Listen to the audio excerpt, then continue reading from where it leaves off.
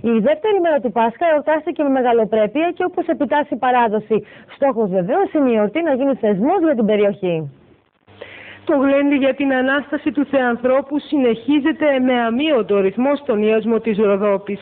Ενωμένοι σαν μία οικογένεια, οι κάτοικοι του Ιάσμου γιόρτασαν σε κοινό τραπέζι τη δεύτερη μέρα του Πάσχα.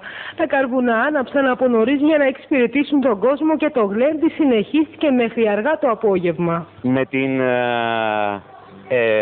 πρωτοβουλία του Πολιτιστικού Συλλόγου και με τη συνδρομή του Δήμου, της Περιφέρειας και ορισμένων χορηγών μας, αποφασίσαμε να κάνουμε αυτή τη βραδιά το γλέντι ψήνοντας καρνιά και κοκορέτσι για τον κόσμο μας. Η πρωτοβουλία ανήκε στον τοπικό πολιτιστικό σύλλογο και συνέβαλαν όλοι οι φορείς, μεταξύ των οποίων η Νομαρχία Ροδόπης, ο Δήμος Ιάσμου, η Περιφέρεια Ανατολικής Μακεδονίας και Θράκης, καθώς και οι επαγγελματίες της περιοχής, οι οποίοι πρόσφεραν τα αρνιά, το κρασί, καθώς και διάφορα παραδοσιακά εδέσματα που προσφέρθηκαν. Ο Πολιτιστικός Σύλλογος Ιάσμου, καταρχήν αυτοί κάναν όλη τη δουλειά. Το Διοικητικό Συμβούλιο και θεσμικά ο Δήμαρχος τους ευχαριστεί γι' αυτό. Ο Δήμαρχος θεσμικά συμμετέχει νομικά μόνο. Όλη τη δουλειά είναι δικιά τους. Καλούν και κάλεσαν όλους τους ιασμιώτες, όλους τους δημότες να έρθουν να χορέψουν μαζί, να γλεντήσουν, να ξεχάσουν ό,τι προβλήματα έχουν για μια μέρα, να ευχηθούν χρόνια πολλά και να περάσουν όμορφα. Αυτή η γενιά, αυτά τα παιδιά, εδώ και πολλά χρόνια ξέρουν να αναδεικνύουν τα ήθη και τα έθιμα και τη δική τους πολιτισμική ιδιαιτερότητα. Από ό,τι μου είπε ο Δήμαρχος, σε συνεργασία με το Σύλλογο, θα το καθιερώσουν να γίνει το επίκεντρο του ενδιαφέροντος τέτοια μέρα για όλη τη Ροδόπη. Συγχαρητήρια λοιπόν σε όσους σε εμπνεύστηκαν αυτή την ιδέα και την υλοποιούν και θα έχουν την απεριόριστη αγάπη της Νομαρχίας Ροδόπης.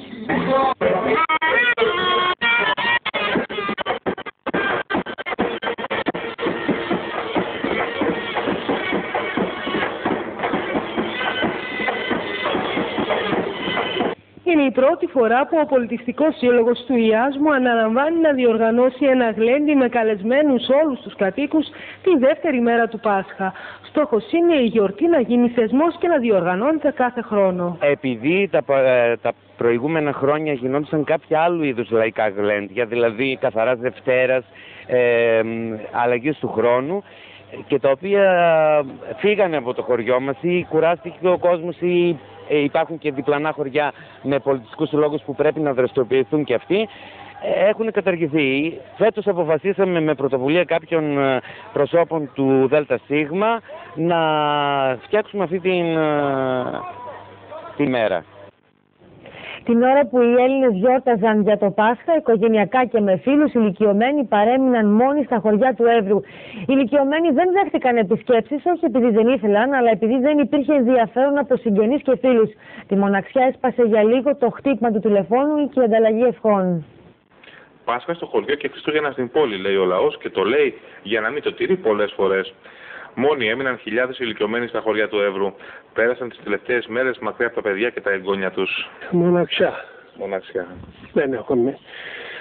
Έχουμε τα δύο παιδιά. Κατέληξαν Ξανδρόπολη, από το Δημότιο. Δεν ανέβηκαν. Δεν ανέβηκαν. Όχι μας δεν πέρασαν. Είχαν δουλειές. Δουλειές έχουν τώρα. Τι να κάνουμε και στο χωριό. Δεν υπάρχει κίνηση, δεν έχει. Η μετανάστευση, η ξενιτιά, η ανάγκη για μια καλύτερη εργασία ερήμωσαν τα χωριά. Η Γερμανία είναι το κέντρο των μεταναστών του Εύρου και οι πόλεις όμως του νομού είναι γεμάτες από ανθρώπους που κατάγονται από τη Λάδη, το Ευγενικό, την Αυδέλα. Τηλέφωνο παίρνουν, ναι, χρόνια πολλά κάνουν. Αλλά δεν έρχονται. Δεν έρχονται, τι να κάνουν. Δεν έχουν παρέα, δεν έχουν τίποτα. Ερημιά τα χωριά είναι, δεν ζουν. Παιδιά, εγγόνια ήρθαν. Δεν υπάρχει ένας. Ελεύθερος. Αδερφός είναι παντρεμένο και άλλη μικρή αδερφή είναι παντρεμένη, που δύο αγοράκια. Όσοι ηλικιωμένοι είναι ζευγάρι πέρασαν μαζί την Κυριακή του Πάσχα. Έπιασαν στο φούρνο και ήπιαν και ένα ποτήρι κρασί. Πολλοί όμως πέρασαν τελείως μόνοι. Κακά ψυχρά και ανάποδα. Ήμουν μοναχός. Μόνος. Α, που ήμασταν μαζί ένα χειμώνα. Τι είχατε δει προηγουμένως. Το εξωτερικό και εσάς. Όχι, ένας έξω, ένας εδώ. Αλλά που βλέπετε πιο συχνά, εσείς τουλάχιστον Εσείς είμαι, εγώ. Βλέπετε και τα εγγονάκια, παίζετε. Όλα, τι παίζουν, τι εγγονάκια, για παντριά είναι. Φέτος ήταν λιγότεροι από πέρυσι όσοι επέστρεψαν στον τόπο καταγωγής τους, έστω και για λίγες μέρες. Φοβήθηκαν τα έξοδα, δεν είχαν χρόνο ή προγραμμάτισαν αλλιώς τις